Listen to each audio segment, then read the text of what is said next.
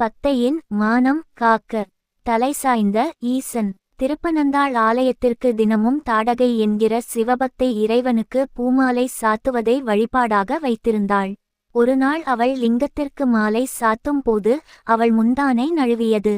அதனை கைகளால் பற்றிக்கொண்டே சிவலிங்கத்துக்கு மாலை சூட்ட முயன்றாள். ஆனால் முடியவில்லை. சேலையை பற்றியபடியே கையை உயர்த்தி சிவலிங்கத்திற்கு மாலை சூட்ட அவளால் இயலவில்லை. இதனால் தாடகை பெரும் வருத்தம் கொண்டாள். புடவையை சரி செய்ய இறைவனுக்கான பூமாலையை தரையில் வைப்பதும் சரியல்ல என்ற கவலையில் இறைவனுக்கு மாலை சூட முடியாமல் தவித்தாள்.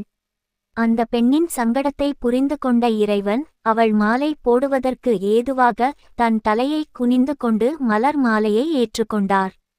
இவ்வாறு தாடகை என்ற பக்தைக்கு அருளியதால் இறைவன் தாடகேசுவரர் என்ற திருநாமம் கொண்டார். இந்த சம்பவத்திற்கு பிறகு அந்த தலத்தில் சாய்ந்த